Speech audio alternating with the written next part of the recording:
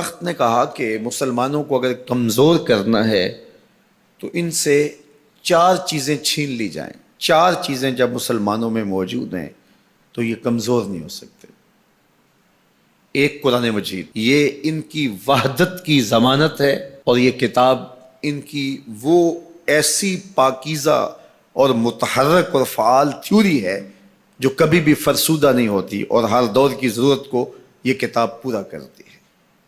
اور یہ اس غیر متبدل کتاب کے ذریعے سے گرے ہوئے بھی اٹھ پڑتے ہیں. تو اس کتاب کو اگر ختم کر دیا جائے تو یہ تسخیر کیے جا سکتے ہیں. دوسری بات، ان سے حج ختم کر دیا جائے. حج ان کی وحدت کی علامت ہے، ان کی شان و شوکت اور شکوہ مسلم کی ضمانت ہے. لہذا حج ختم کر دیا جائے تو ان کو تسخیر کیا جا سکتا ہے. تیسری بات، ان سے جہاد کا خاتمہ کر دیا جائے. جہاد ختم ہو جائے گا تو یہ کمزور ہو جائیں گے. چوتھی چیز، ان کے سینے سے عشق رسول چھین لیا جائے. محبت رسول اس کے سینے سے کھینچ لی جائے. اگر یہ دولت نہیں رہے گی تو یہ مٹی کے مجسمے ہوں گے اور ان کے اندر کچھ نہیں ہوگا. وہ فاقہ کش جو موت سے ڈرتا نہیں ذرا، روح محمد اس کے بدن سے نکال لو. تو کہا یہ 4 چیزیں اگر ان سے چھین لی جائیں تو ان کو تسخیر کرنا آسان ہوگا. اب ان میں سے 2 چیزوں پر جب محنت کی گئی تو جہاد کے خاتمے کے لیے مسلمہ پنجاب مرزا قادیانی کو کھڑا کیا گیا، اور اس کا کام یہ تھا کہ مسلمانوں کی ذہن سازی کرے کہ جہاد ختم ہو گیا ہے.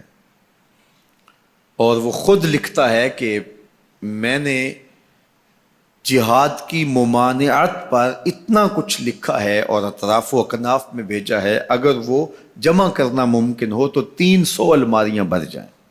اتنا کچھ میں نے جہاد کی ممانعت میں لکھا ہے. تو وہ اس ایجنڈے پہ آیا تھا.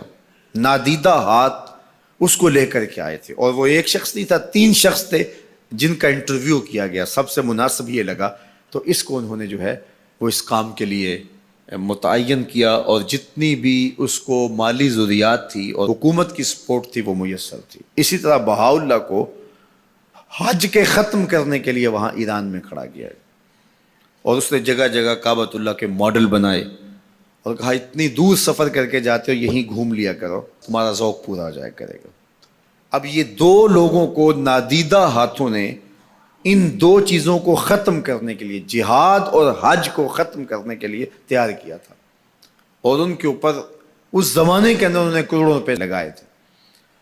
اب جب وہ مر بھی گئے ہیں تو ان کے متبعین کو وہ اسی طرح سپورٹ کر رہے ہیں، اس لیے ان کے متبعین جو ہیں وہ موجود ہیں. باقی جس نے بھی ادعائے نبوت کیا پاگل پن کی وجہ سے، یا جو ہے وہ اس کے اندر کوئی صلاحیت تھی تو وہ تکبر میں آ گیا، تو اس پاگل پن کی وجہ سے اس نے اعلان کیا، جب وہ گیا تو سلسلہ ختم ہو گیا. لیکن یہ جو 2 لوگ تھے ان کو باقاعدہ نادیدہ ہاتھوں نے کاشت کیا تھا اور پھر پانی دیا تھا، اور اب یہ کٹ گیا ہے تو نیچے سے ان کی پنیری کو وہ اب بھی جو ہے وہ پانی دے رہے ہیں اور گوڈی کر رہے ہیں، اور مسلمانوں کے اندر رخنہ اندازی کے لیے انہوں نے ہمیشہ ان کو فعال رکھا ہے اور ان کو ہمیشہ وسائل فراہم کر رہے ہیں.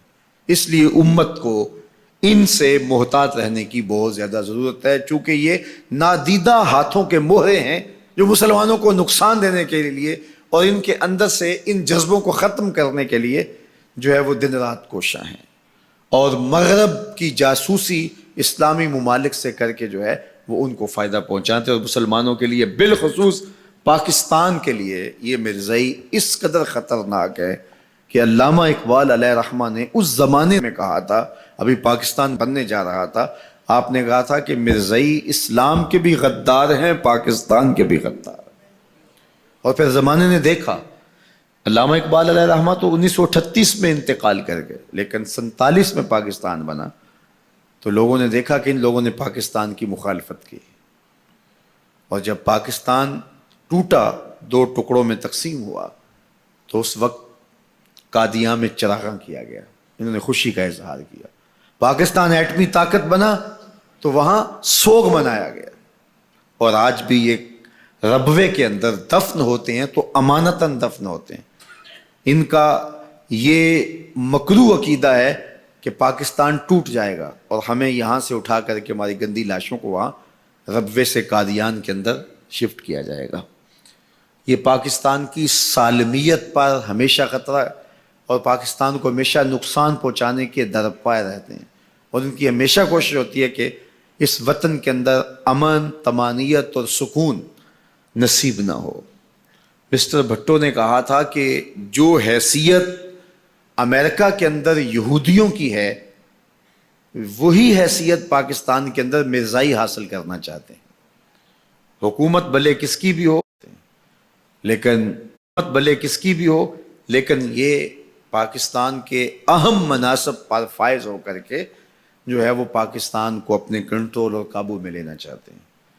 لیکن اللہ بھلا کرے ان لوگوں کا جنہوں نے دن رات کی کاوشوں سے، محنتوں سے آئین کے اندر ان کو غیر مسلم قرار دلوایا.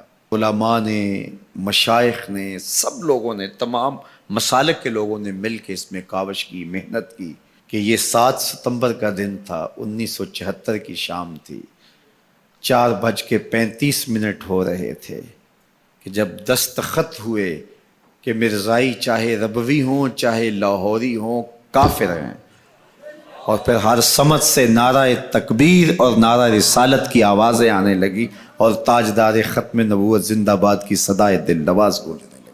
پھر اس وقت سے لے کر یہ پاکستان کے خلاف سازشوں میں اور زیادہ مصروف ہو گئے. پوری دنیا کے اوپر پھیلے ہوئے مرزائی پاکستان کو رسوا اور بدنام کرنا چاہتے ہیں مختلف ممالک کے اندر، اور ان کے مختلف ممالک کے ساتھ تعلقات ہیں مختلف بنیادوں پر، چونکہ یہ تھے ان کے اور ان کے خود کاشتہ پودا تھا مرزائیت جو یہاں لگایا گیا، یہودیت کا خود کاشتہ پودا ہے. لیکن مرزائی یہ نہیں سمجھتے کہ پاکستان یوں ہی نہیں بنا، یہ کسی حادثے کا نتیجہ نہیں تھا، پاکستان محبوب کی نگاہوں کا نتیجہ تھا.